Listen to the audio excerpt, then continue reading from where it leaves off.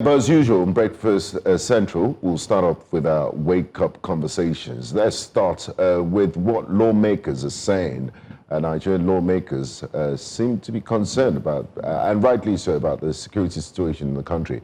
In a development that has stirred fresh criticism, lawmakers have decried the rising wave of bandit attacks and urged the federal government to embark on massive military recruitment to strengthen national security. Speaking on the floor, Abductions, representing Borno Central, expressed deep concerns over the escalating insecurity.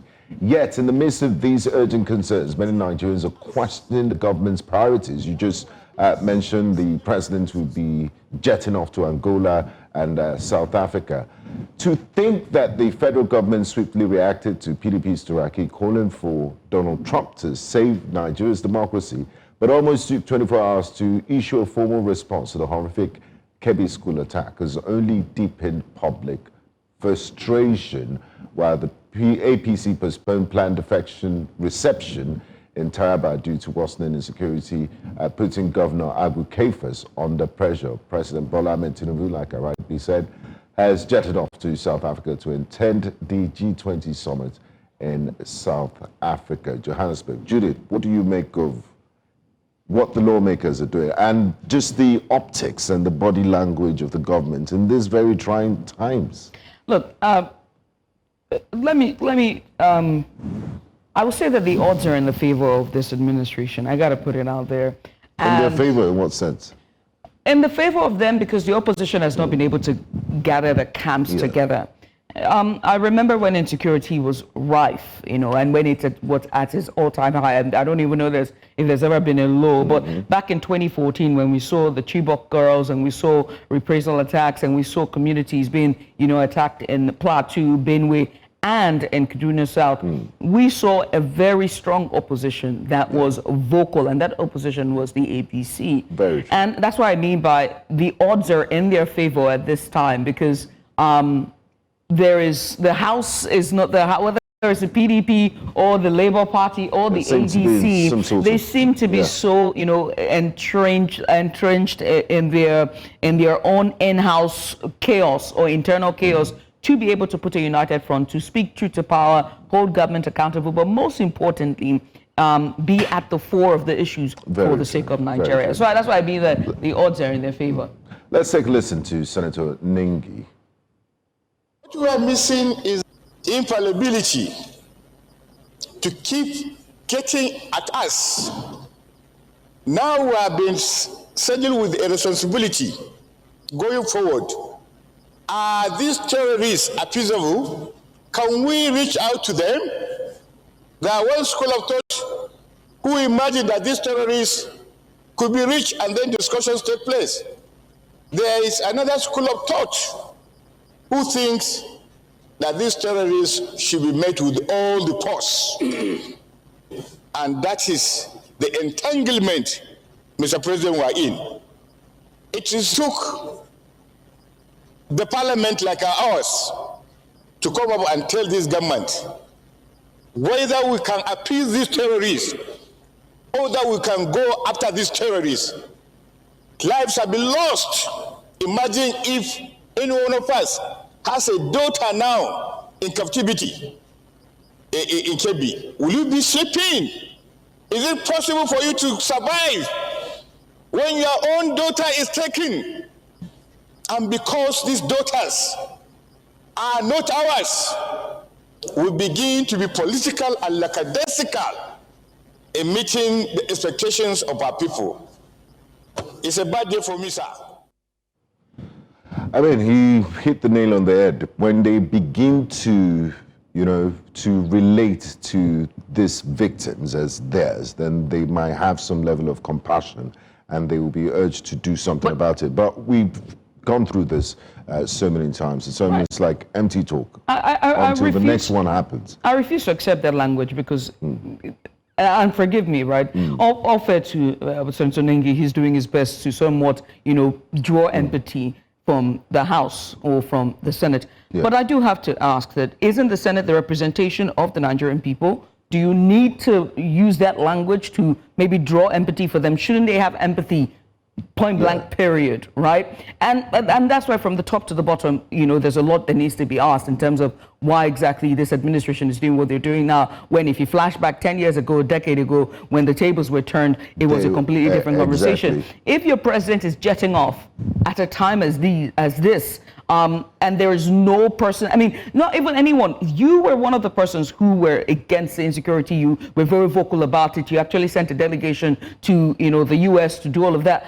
You shouldn't be on a plane heading somewhere else. You can cancel it. You can send delegates, right? You got foreign ministers, you got foreign affairs, you have persons who can handle it and be the next day after this kidnapping in Kebbi took place, the vice president was in Lokoja to receive the former governor, Idris Wada. It was the campaign to the APC, and they were dancing. The optics are just terrible. They need to understand the mood. They need to be able to read the room. And the president traveling at this point in time, when the United States Congress is going to have a session on Thursday, they will take eyewitness testimonies on this sort of, on the CPC designation and the so-called Christian genocide in Nigeria. We're under a lot of pressure, and the government doesn't seem to be bothered. Right. Speaking of the U.S. genocide, we've got a tweet here, or the allegations of Christian genocide. We have a tweet here from U.S. lawmaker Riley Moore. Let's just pull that tweet up for you right there on the screen. And it goes on to say, please join me in praying for 25 girls who have been kidnapped and for the response of and the repose of the soul of their vice principal who was killed. While we don't have all the details on this horrific attack, we know that the attack occurred in a Christian enclave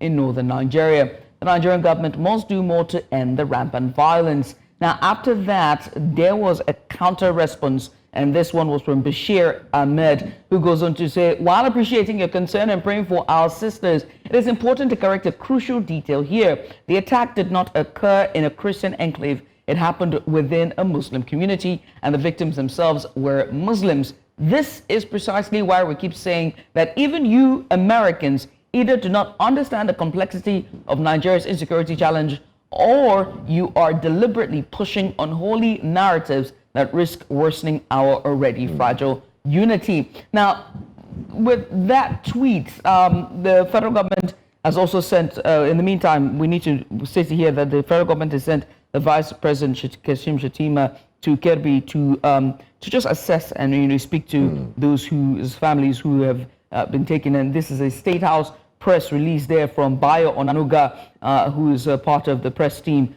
for the presidency. And it goes there, President Tinubu sends VP Shettima to Kebbi over kidnapped schoolgirls, condoles the military over the death of soldiers, assures on safe return of Kebbi schoolgirls. Now, as you can see from the tweet, he's asked the Vice President to visit Kebbi on Wednesday to sympathize with the state government. We're going to be giving you all in-depth analysis as it unfolds. In the meantime, this is more reactions following this. It's just, it's like clockwork. Bashiru Akambi says, Mr. President, Nigerians are tired of presidential pity. We didn't elect you to sympathize with families after tragedies. We elected you to prevent those tragedies.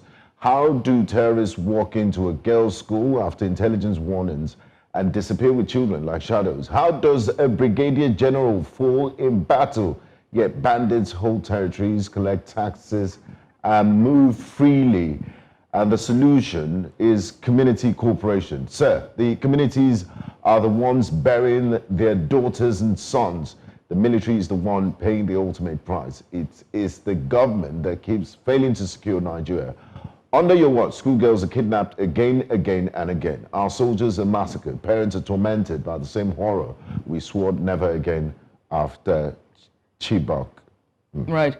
Now, while we have that on, we have to also talk about something that played out yesterday, and it was Nicki Minaj at the UN in New York speaking on this Christian genocide. I'm going to play a bit of, let's just roll the clip for you there, where she was making a statement. If you haven't seen the full clip, it's up on our social media, but we're just going to play a short clip for you and then come back to discuss this allegations of Christian genocide. Honor to stand on this stage with you and the other distinguished speakers here today to shine a spotlight on the deadly threat faced by thousands of Christians in Nigeria. I would like to thank President Trump for prioritizing this issue and for his leadership on the global stage in calling for urgent action to defend Christians in Nigeria, to combat extremism, and to bring a stop to violence against those who simply want to exercise their natural right to freedom of religion or belief.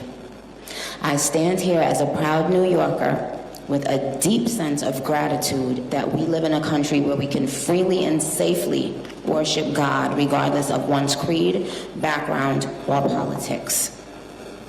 No group should ever be persecuted for practicing their religion, like I recently stated on social media.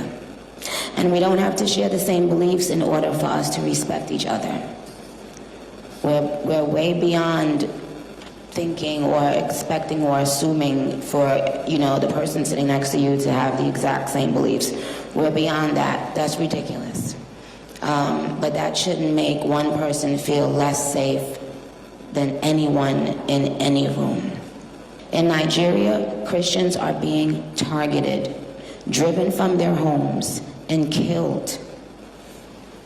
Churches have been burned. Families have been torn apart. And entire communities live in fear constantly, simply because of how they pray. Sadly, this problem is not only a growing problem in Nigeria, but also in so many other countries across the world, and it demands urgent action. And I want to be clear. Protecting Christians in Nigeria is not about taking sides or dividing people. It is about uniting humanity. Nigeria is a beautiful nation with deep faith traditions and lots of beautiful barbs that I can't wait to see. When one's church, mosque, or place of worship is destroyed, everyone's heart should break just a little bit. And with that, there is Nicki Minaj at the UN. They're giving a speech on Christian genocide. Now, on the flip side, we also have the president of CAN, the Christian Association of Nigeria, down the local, also with a response as well. Let's take a look at that, and then we'll come back to take what Nigerians are saying and also our reactions. Roll the clip. Just today is not accidental. It is intentional, purposeful, and deeply symbolic. CAN has spoken clearly in the past, and we have courageously spoken on this matter, and we stand unwaveringly by our position that there is Christian genocide in Nigeria.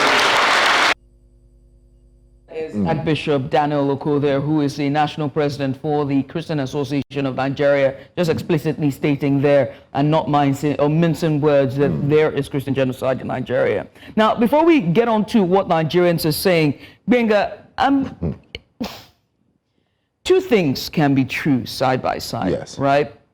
One is we have seen attacks on Christian communities, whether we like it or not. And we've also seen attacks on Muslim communities for decades, no questions asked. But what I find disheartening and unfair and ingenious is that we're having individuals like Nicki Minaj. You don't at think the it's UN, coming from a place of genuine concern? No, I don't. It's disingenuous. Bring back our girls. It's disingenuous. Almost all the celebrities. It's disingenuous. And why do you say so? Why I say so is this.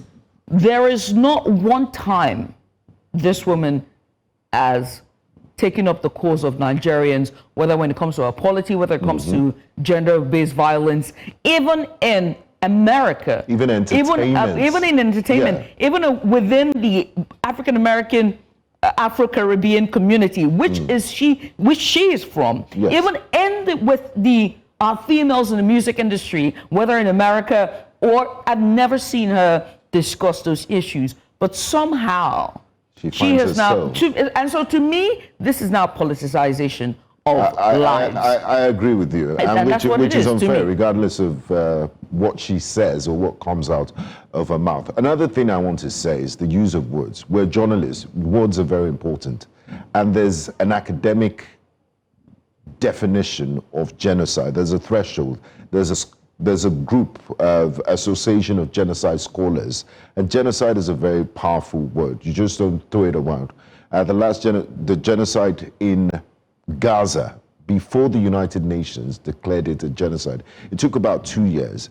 The Holocaust scholars, there are people there's an academic threshold on this. I mean, before you can declare genocide, but we reduce the meaning by throwing it around. Are Christians being killed? Yes, nobody is denying it. But the way it's being painted, it's almost like, and there's wall-to-wall coverage in American media on this issue.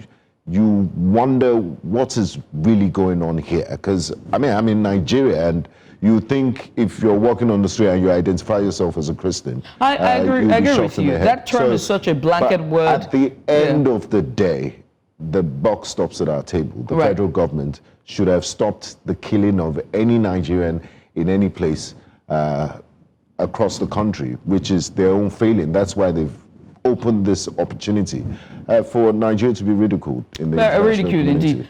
Let's quickly let's just roll the clip. Now Nigerians are reacting to all that's happening, whether insecurity or what's going on unfolding in the U.S. and at the UN, as well as statements from from Cannes. Very quickly, let's see what Nigerians are saying on Twitter. We're going to pull up some of those tweets for you right about now. Okay. All right. Senator Shehu Sani says the kidnapping of Kebbi students is once again another tragic act of cruelty and horror by terrorists after a long time. This condemnable, cowardly, and evil act must not break the spirit of this nation in the ongoing battle. All efforts must be made to secure their release and safe return. I remain optimistic that it is achievable. This one here is from Genesis. It goes, where were you all when Buhari introduced the repentant bandits policy, granting a budget for the same people who are killing us today, so that they can be well fed and reintegrated into the security units? Where were you all? That was the beginning of our downfall. Our military is gone. Very pessimistic picture there from Genesis. Vira Niger says Nigeria is bleeding back to back, and those in power are acting like business as usual. A brigadier general gone yesterday. School children snatched. If it was their own kids, this country would be on lockdown by now. Enough is enough. Leadership must wake up or step aside. Aside. Enough is enough, really. This one here is Iliya Binoni Farouk goes on to say, why is this Senate talking rather than acting? Why would the Senate be complaining rather than acting to immediately wipe the terrorist? They should put the president on his toes. We are tired of their stories. Well, when they're chanting on your mandate, you should stand, both at the judiciary level and the green chamber and red chamber. There's no autonomy now. What do you expect?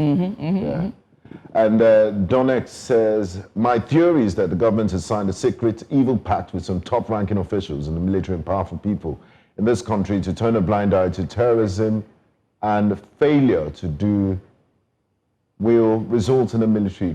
Okay, that's his opinion. Let's move on, shall we? Move away from insecurity now to one of the biggest things that we saw yesterday. It was everywhere. A display of brute force and factional and control for battle for control. A display of do you know who I am?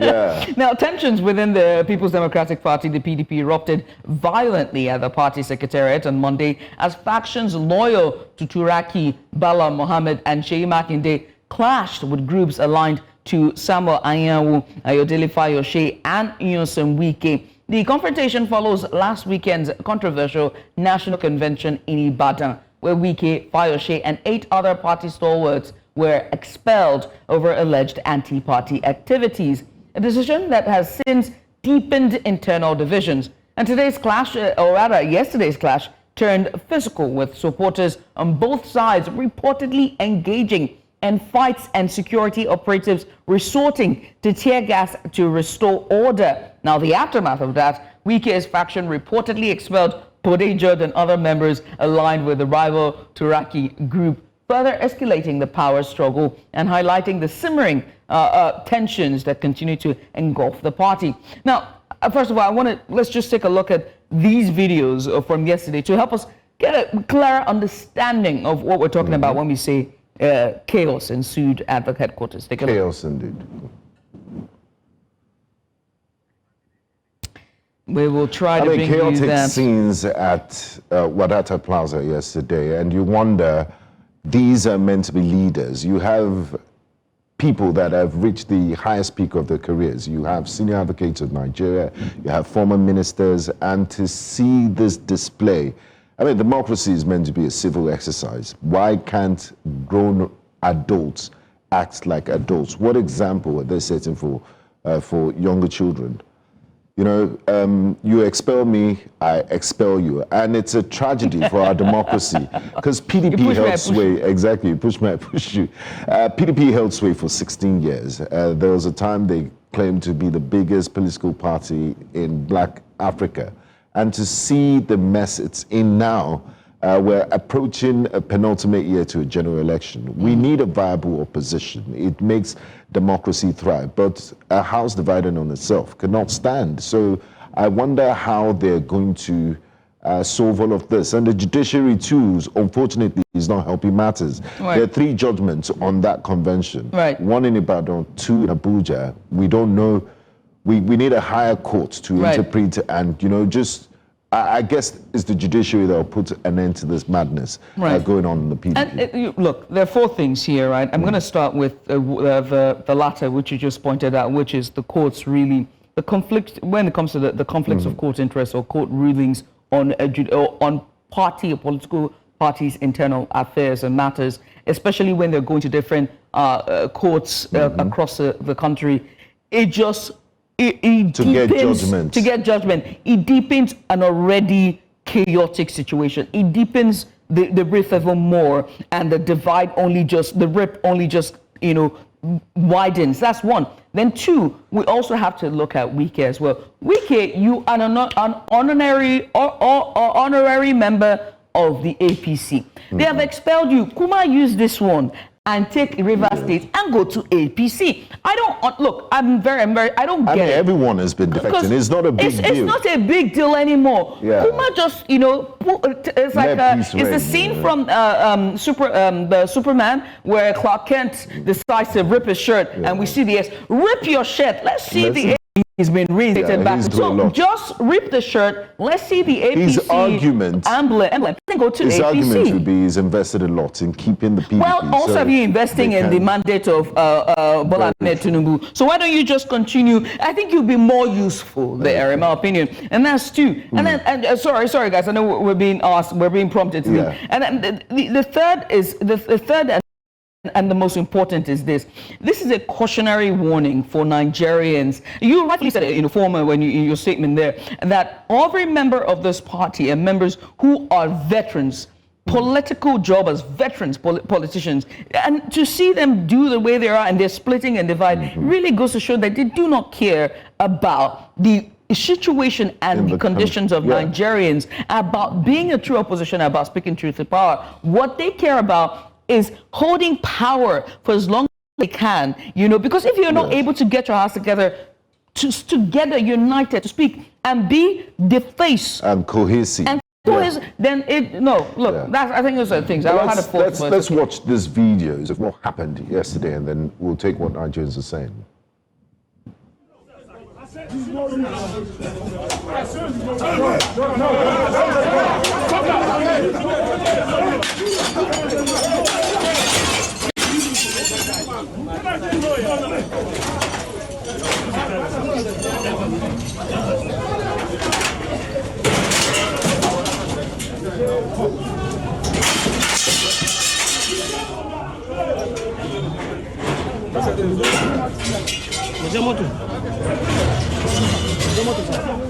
If anybody loses their life in this place, Shayi Makinde and Bala Muhammad should be held responsible. These people are violating court order. Right now, we have the other faction chairman, Suraki, but he was being stopped to come in. Now, there is also Governor Bala Muhammad here. Also, they are stopping him from going in. That is Governor Bala Muhammad being protected here. Now, he's over here. He's being stopped also from going. I want to call on President Trump. What is at stake is not just genocide against Nigerian Christians. He should come and save democracy in Nigeria. Democracy is under threat. I'm calling on all other developed nations, all advanced democracies, come and save Nigeria, come and save democracy. Because I cannot understand how a serving minister of the Federal Republic of Nigeria will be leading talks, armed talks, and then with the active connivance or support of the police to come and create mayhem here. I have said it, we are willing to lay down our lives to protect our office, to protect our democracy, to protect our mandate. So Nigerians, you are watching what is happening. International community, you are seeing the threat that Nigerian democracy is.